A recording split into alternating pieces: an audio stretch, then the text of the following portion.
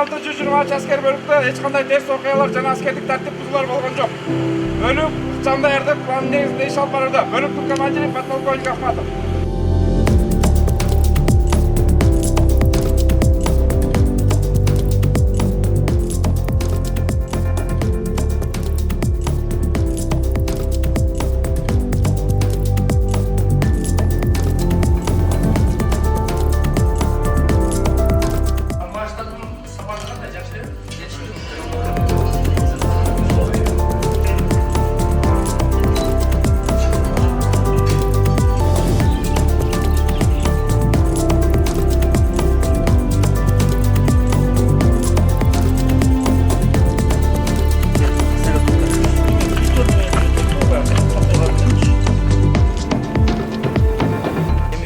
Саат 7-тен баштап биз кыдырып кетебиз. Чүй областынын МЧС подразделенияларынан. Войсковой частьтын балдары аябай азамат жигиттер.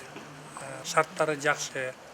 Бирок кемчиликтердин эми биздин МЧСтин спецодеждаларын кичине бир карап коюшубуз керек экен. Ошону эми неме кылса элек алардын жумушу алдыга кеткидей.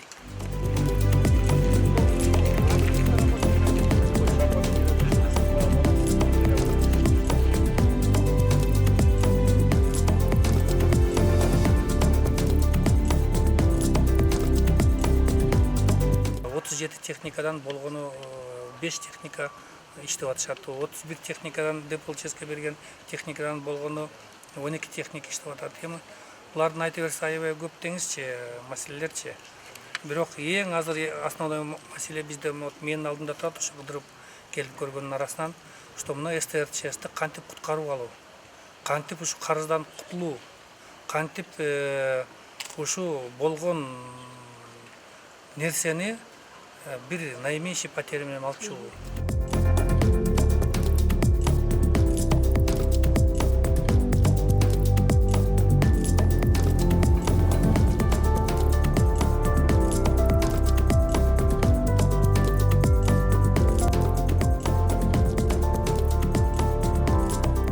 База гансин даярдашыбыз керек эле.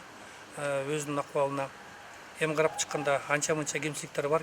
Өзүбүздүн военнослужащийлердин колу менен бүтүп атты. Ишке салып неме кылып атабыз. Эми Кудай буйрса гансин дагы аягына чыгып койдук. База данных бар. Мисалы Асанов качан келип болгон 18-жылы, 19-жылы келген база данныхка баары кирип турат.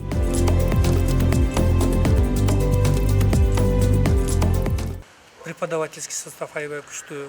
Өздөрүнүн күчү менен, өздөрүнүн ыктыяры менен булар болсо азыр дистанционный обучениеге өтүшүп уже ону ишке ашырыптыр. Одан тышкары бирден учебный сабактарын өткөзүп, ошого тиешелүү сертификаттарды берип атыптыр.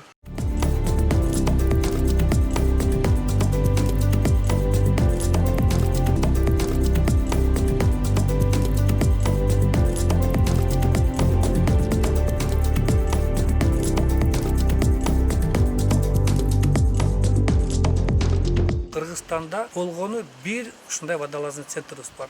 Башка бир дагы мамлекеттик органда же частный органда мындай водолазный центрибиз жок. Азыркы акыбалда бунун деңгээли аябай жогоруда, жакшы техникалар менен оснащениясы бар экен, аябай оперативный, мобильный, жаңы техникалар менен эл аралык донорлор камсыздандырыптыр.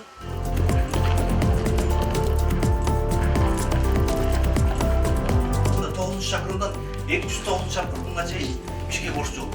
Бул жерден өзгөчө кырдаалар министрлиги, МВДныкын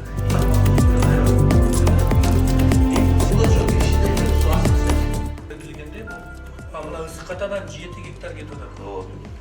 Карасаң ошондо ар жыл сайын бизде практически 9-дан 20га чейин жоготуп атабыз да. Бул